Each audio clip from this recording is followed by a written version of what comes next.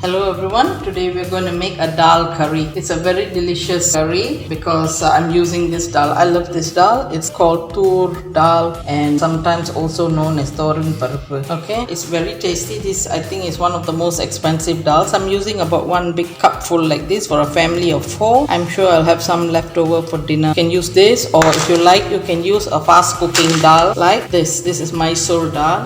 Or you can use the green peas dal where the skin has been removed. Okay, and other than that you'll of course need salt, water and turmeric, and then this coriander leaf is for garnishing and also for flavoring, but at the end 1 green chili, 1 onion, 1 tomato, about 10 garlic. This is important for taste at the end of it. Yeah, and then I've got 1 red chili that has been torn up, and I just want to tell you, whenever I mention red chilies for Indian food, it is this type, the one that is flat and shiny. The crinkly one is normally used for Malay food. Yeah, and okay, what we have here is ghee, asafoetida. This is to remove any gas that you might have after consuming dal. And we have 1 red chili torn to 3. Okay, and then we have cumin, 1 teaspoon of cumin, 1 teaspoon of mustard seed, and 1 teaspoon of fennel. You don't have to use fennel, but I like using fennel because in that way you can sort of eat dal with seafood and with meat dishes. Okay, but if you're not eating meat dishes or if you're a vegetarian, you can omit this if you like, or you can add on, doesn't matter. Hari ini kita akan memasak sejenis kari dhal yang sedap. Dan kari dhal, dal tu adalah benda penting dalam kari ni. Selalunya kita gunakan dal dalam macam kari sambar macam tu kan, kari lain-lain sayur kita tambah-tambah sikit kan. Ini dal adalah benda yang utama. Saya pakai dal thoor atau nama lain dia thoran parappu. Okey, boleh pakai dal lain-lain macam dal kacang hijau yang kulit dia sudah dibuang tu,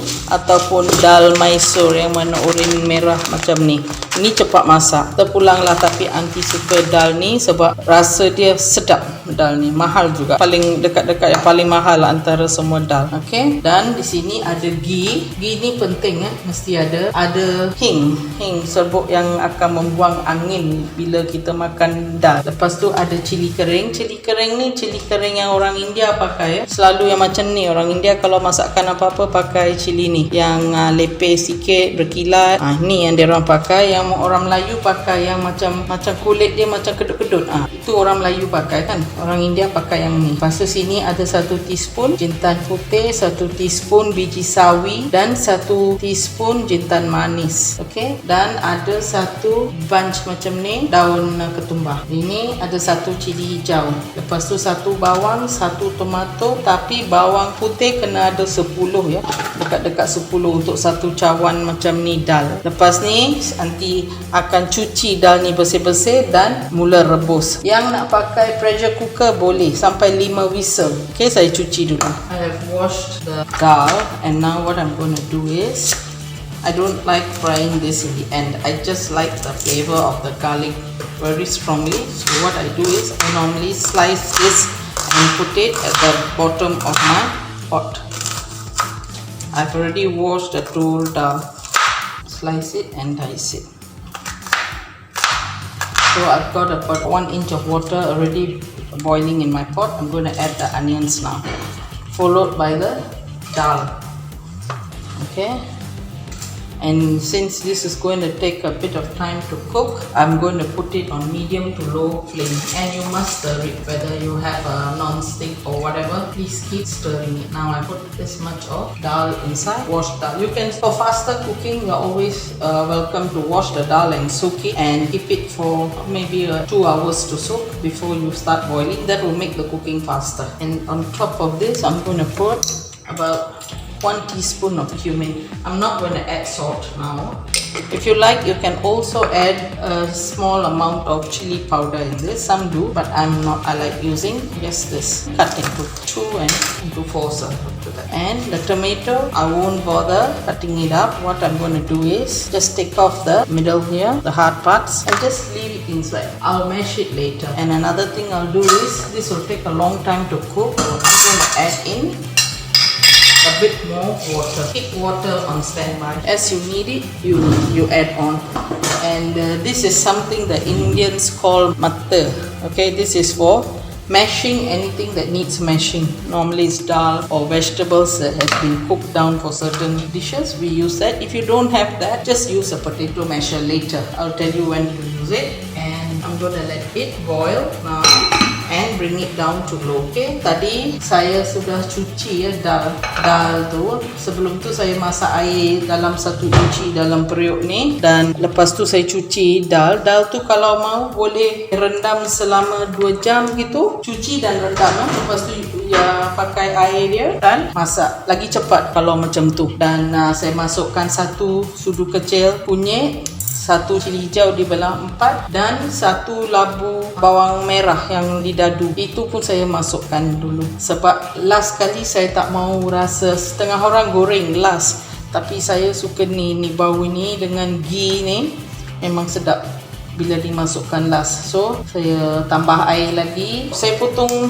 tomato sekali, potong 2, lepas tu ambil bahagian tengah tu buang dan masukkan sekali. Okay, kalau ada benda-benda macam ni di rumah, ini orang Tamil panggil mata. Ini adalah untuk menghancurkan dal atau kari-kari yang banyak pakai daun. Dia nak hancurkan daun tu dengan dal, dia akan pakai ni. Kalau benda ni tak ada, boleh pakai potato masher kalau ada ya. Okay, sekarang saya tutup ni dan biar dia masak.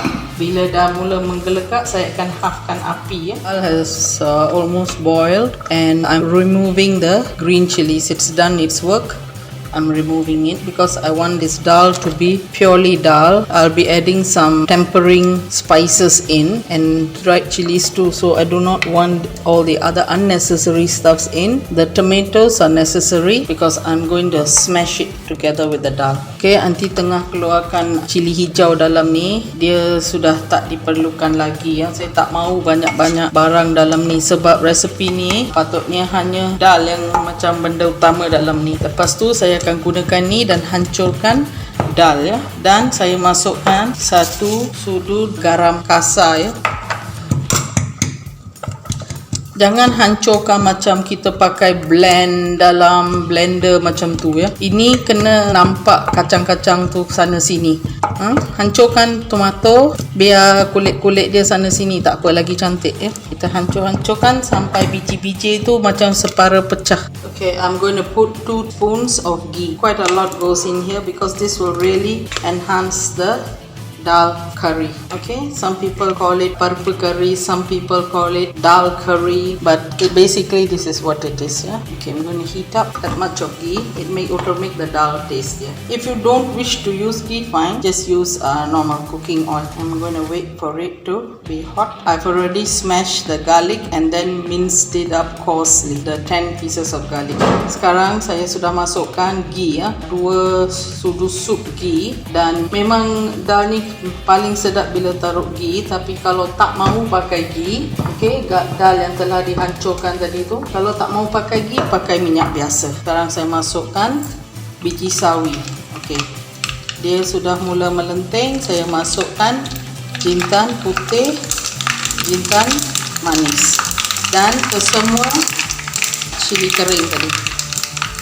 Dan lepas ni saya akan masukkan bawang putih yang telah ditumbuk kasar dan goreng sampai dia warna oren-oren macam tu. I've already put in first the mustard seeds, then the cumin, and then the fennel, and then the dried chilies, and followed by the bruised 10 pieces of garlic that I have minced. Yeah, wait until it turns a little orangey. The garlic turns a little orangey, but prior to that you can use this, the asafoetida, also known as hing, about this much. Yeah, this is to remove gas should you have it after consuming any dal.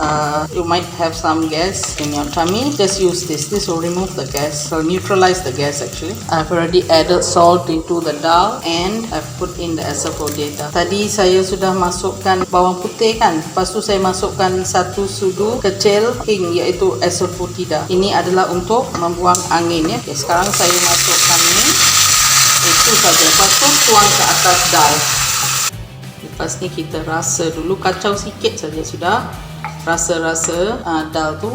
Kalau garam dan sekesemuanya okey, kita boleh hidang ya. Kasi dia rebus sikit lagi. Lepas tu kita boleh tutup api. Okay, garam semua cukup. I've just tasted the dal. Everything is just nice and I'm just waiting for the first few boils and then I will serve it. Okay, I've added in the tempering and let it come to a boil and I will off the flame. I've tasted it and the salt is just nice for me because I'll be eating this with other dishes. Always remember that. Okay, do not make things too salty. Okay, I'll dish out and show you. Okay, this is plain dal curry. It's really nice and we normally eat this with fried fish or anything that's very savory because there's not much chilies in here. And for that 1 cup of dal that I use, I 2 of these bowls of dal. Okay, we normally use this as a side dish or as a main dish with little side dishes. Okay, and one thing I must warn you, when you are boiling the dal, make sure the lid is slightly off the mouth of the pot because otherwise